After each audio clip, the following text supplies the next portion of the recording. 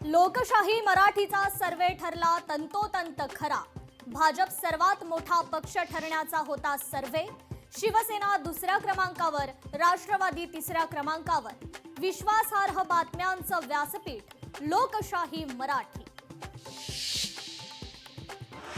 288 नगरपरिषदा आणि नगरपंचायतीच्या निवडणुकीत देवाभाऊंची भाजप ठरली धुरंधर, तर शिंदेंच्या शिवसेनेचाही स्ट्राइक रेट चांगला। शिवसेनेचा स्ट्राइक रेट चांगला, कमी जागा लढवून जास्त नगराध्यक्ष एकनाथ शिंदेंची प्रतिक्रिया। तर महापालिका निवडणुकीतही महायुतीचाच विजय होणार असल्याचा शिंदेंना विश्वास। नगरपंचायतींचा निकालात अजितदादांचा होमग्राऊंडवर जलवा। पुणे जिल्ह्यात 17 पैकी 10 दादांच्या नगराध्यक्षांनी उधळला विजयी गुलाल।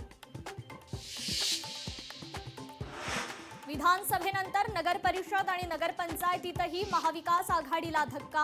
अर्धशतक गाठतानाही महाविकास आघाडीची दमछाक। मालवणमध्ये शिवसेनेच्या निलेश राणेंनी मारली बाजी। भाजपच्या नितेश राणेंना मोठा धक्का। शिवसेनेचा 10 जागांवर विजय, तर भाजपच्या पदरात फक्त 5 जागा।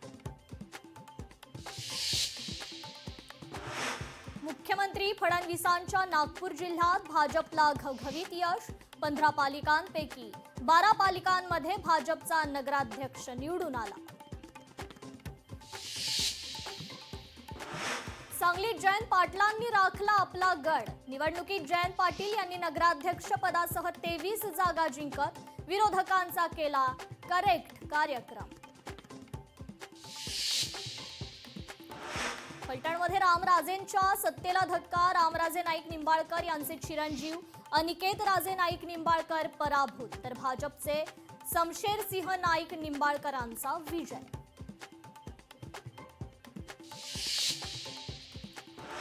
नांदेडमध्ये एकाच कुटुंबातील 6 भाजप उमेदवारांचा पराभव। लोकांनी घराणेशाहीला नाकारलं, तर 6ही उमेदवारांचा पराभव झाल्यानं इथं खासदार अशोक चव्हाण यांच्यावर नामुष्कीची वेळ। कुठल्याही क्षणी युतीची घोषणा होणार। ठाकरे सेना मनसेची युती लवकरच, अनिल परब यांची माहिती।